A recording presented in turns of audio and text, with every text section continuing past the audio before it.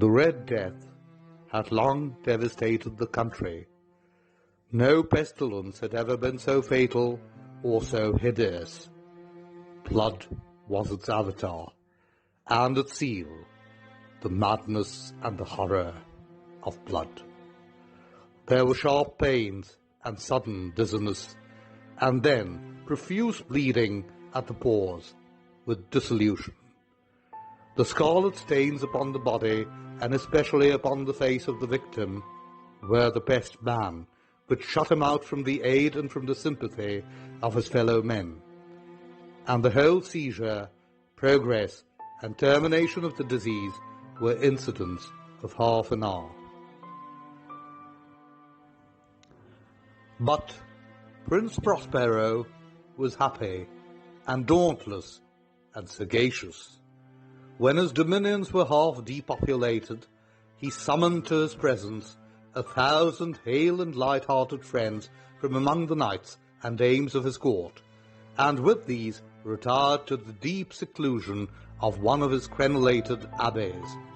This was an extensive and magnificent structure, the creation of the prince's own eccentric, yet august taste. A strong and lofty wall girdled it in.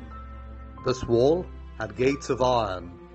The courtiers, having entered, brought furnaces and massy hammers and wielded the bolts.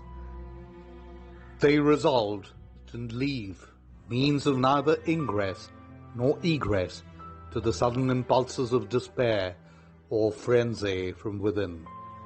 The abbey was amply provisioned. With such precautions, the courtiers might bid defiance to contagion. The external world could take care of itself. In the meantime, it was folly to grieve or to think. The prince had provided all the appliances of pleasure. There were buffoons, there were improvisatori, there were ballet dancers, there were musicians, there was beauty, there was wine. All these and security were within. Without was the Red Death. It was toward the close of the 5th or 6th month of his seclusion that the Prince Prospero entertained his 1,000 friends at a masked ball of the most unusual magnificence. It was a voluptuous scene, that masquerade. But first let me tell of the rooms in which it was held. There were 7, an imperial suite. In many palaces, however, such suites form a long and straight vista, while the folding doors slide back nearly to the walls on either hand, so that the view of the whole extent is scarcely impeded. Here the case was very different, as might have been expected from the Duke's love of the bizarre. The apartments were so irregularly disposed that the vision embraced but little more than one at a time.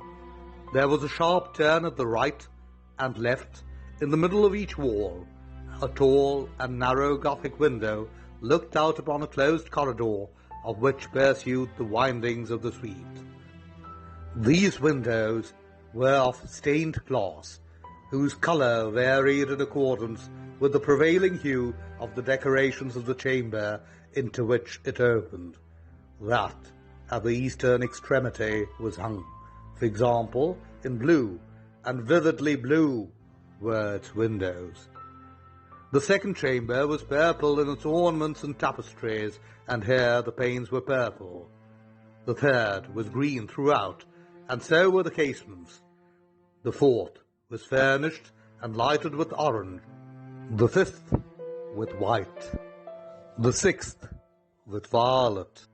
The seventh apartment was closely shrouded in black velvet tapestries that hung all over the ceiling and down the walls, falling in heavy folds upon a carpet of the same material and hue.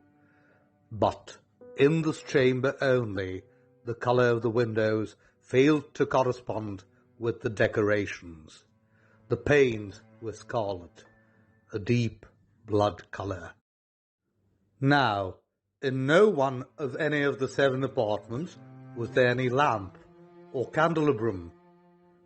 Amid the profusion of golden ornaments that lay scattered to and fro and depended from the roof, there was no light of any kind emanating from lamp or candle within the suite of chambers, but in the corridors that followed the suite there stood, opposite each window, a heavy tripod, bearing a brazier fire that projected its rays through the tinted glass and so glaringly lit the room. And thus were produced a multitude of gaudy and fantastic appearances. But in the western or back chamber, the effect of the firelight that streamed upon the dark hangings through the blood-tinted panes was ghastly in the extreme, and produced so wild a look upon the countenance of those who entered that there were few of the company bold enough to set foot within its precincts at all. It was within this apartment also that there stood against the western wall a gigantic clock of ebony. Its pendulum swung to and fro with a dull, heavy, monotonous clang, and when the minute hand made the circuit of the face, and the hour was to be stricken, there came from the brazen lungs of the clock a sound which was clear and loud and deep, and exceedingly musical, but of so peculiar a note and emphasis that, at each lapse of an hour, the musicians of the orchestra were constrained to pause momentarily in their performance, to hearken to the sound, and thus the waltzers perforce ceased their evolutions, and there was a brief disconcert of the whole gay company, and while the chimes of the clock yet rang, it was observed that the giddiest grew pale, and the more aged and sedate passed their hands over their brows, as if in confused reverie or meditation. But when the echoes had fully ceased, a light laughter at once pervaded the assembly. The musicians looked at each other and smiled as if at their own nervousness and folly, and made whispering vows, each to the other, that the next chiming of the clock should produce in them no similar emotion. And then, after the lapse of 60 minutes, which embraced 3,600 seconds of time that flies, there came yet another chiming of the clock. And then were the same disconcert and tremulousness and meditation as before. But in spite of these things, it was a gay and magnificent revel. The tastes of the Duke were peculiar. He had a fine eye for colour and effects. He disregarded the decora of mere fashion. His plans were bold and fiery, and his conceptions glowed with barbaric lustre. There are some who would have thought him mad. His followers felt that he was not. It was necessary to hear and see and touch him to be sure he was not. He had directed in great part the movable embellishments of the 7 chambers upon occasion of this great fete, and it was his own guiding taste which had given character to the masqueraders. Be sure they were grotesque. They were very much glare and glitter and piquancy and phantasm, much of what has been seen in Ernani. There were arabesque figures with unsuited limbs and appointments. There were delirious fancies such as the madman fashions. There were much of the beautiful, much of the wanton, much of the bizarre, something of the terrible, and not a little of that which might have excited disgust. To and fro in the 7 chambers stalked, in fact, a multitude of dreams, and these, the dreams, writhed in and about, taking hue from the rooms, and causing the wild music of the orchestra to seem as the echo of their steps. And anon there strikes the ebony clock, which stands in the hall of the velvet, and then, for a moment, all is still, and all is silent, save the voice of the clock. The dreams are stiff frozen as they stand, but the echoes of the chime die away. They have endured but an instant, and a light, half-subdued laughter floats after them as they depart. And now the music swells, and the dreams live and writhe to and fro more merrily than ever, taking hue from the many-tinted windows through which stream the rays of the tripods. But to the chamber, which lies most westwardly of the seven, there are now none of the maskers who venture, for the night is waning away, and there flows a ruddier light through the blood-coloured panes, and the blackness of the sable drapery appalls, and to him whose foot falls on the sable carpet, there comes from the near clock of ebony a muffled peal, more solemnly emphatic than any which reaches their ears who indulge in the more remote gaieties of other apartments. But these other apartments were densely crowded, and in them beat feverishly the heart of life, and the revel went whirlingly on, until at length there commenced the sounding of midnight upon the clock. And then the music ceased, as I have told, and the evolutions of the waltzers were quieted, and there was an uneasy cessation of all things as before. But now there were 12 strokes to be sounded by the bell of the clock, and thus it happened, perhaps, that more of thought crept, with more of time, into the meditations of the thoughtful among those who revelled.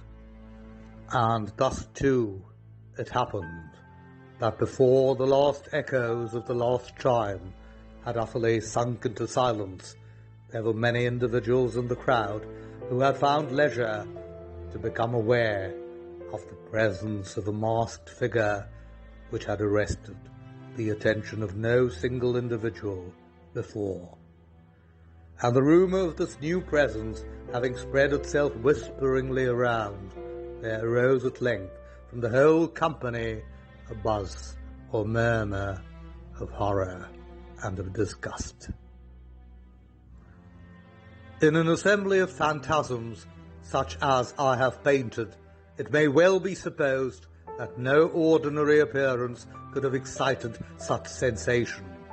In truth, the masquerade license of the night was nearly unlimited, but the figure in question had out-Heroded Herod, and gone beyond the bounds of even the prince's indefinite decorum. There chords in the heart of the most reckless which cannot be touched without emotion, even with the utterly lost, to whom life and death are equally jests. There are matters of which no jest can be made. The whole company, indeed, seemed now deeply to feel that in the costume and bearing of the stranger neither wit nor propriety existed. The figure was tall and gaunt, and shrouded from head to foot in the habiliments of the grave. The mask which concealed the visage was made so nearly to resemble the countenance of a stiffened corpse that the closest scrutiny might have difficulty in detecting the cheat. And yet all this might have endured, if not approved, by the mad revellers around. But the murmur had gone so far as to assume the type of the Red Death. His vesture was dabbled in blood, and his broad brow, with all the features of his face, was besprinkled with the scarlet horror. When the eyes of Prince Prospero fell on the spectral image, which, with a slow and solemn movement, as if more fully to sustain its role, stalked to and fro among the waltzers, he was seen to be convulsed in the first moment with a strong shudder, either of terror or distaste, but in the next his brow reddened with rage. "Who dares?" he demanded hoarsely of his courtiers who stood near him. Who dares insult us with this blasphemous mockery? Seize him and unmask him, that we may know whom we have to hang at sunrise from the battlements." It was in the eastern or blue chamber in which stood Prince Prospero as he uttered these words. They rang throughout the 7 rooms loudly and clearly, for the prince was a bold and robust man, and the music had become hushed at the waving of his hand. It was in the blue room where stood the prince, with a group of pale courtiers by his side. At first, as he spoke, there was a slight rushing movement of this group in the direction of the intruder, who, at the moment, was also near at hand, and now, with a deliberate and stately step, made closer approach to the speaker. But, from a certain nameless awe with which the mad assumptions of the mummer had inspired the whole party, there were found none who put forth a hand to seize him, so that, unimpeded, he passed within a yard of the prince's person, and while the vast assembly, as with one impulse, shrank from the centres of the rooms to the walls, he made his way uninterruptedly, but with the same solemn and measured step which had distinguished him from the first, through the blue chamber to the purple, to the purple to the green, through the green to the orange, through this again to the white, and even thence to the violet, ere a decided movement had been made to arrest him.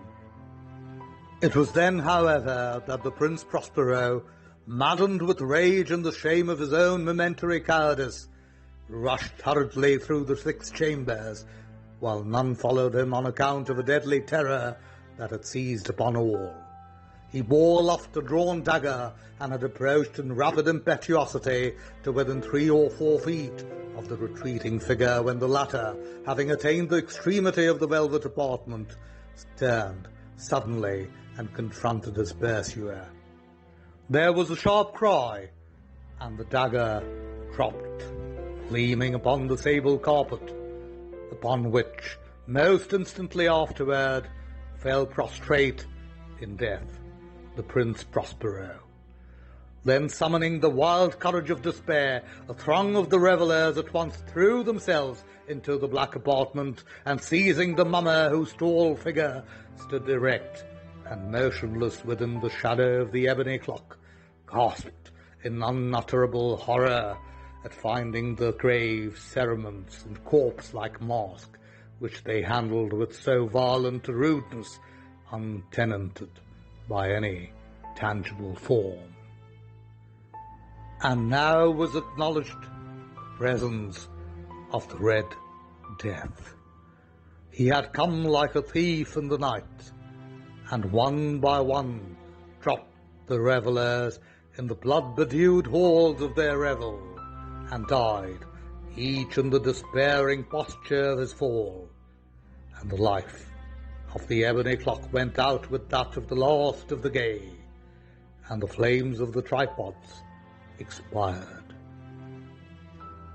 And darkness and decay and the Red Death held illimitable dominion over all.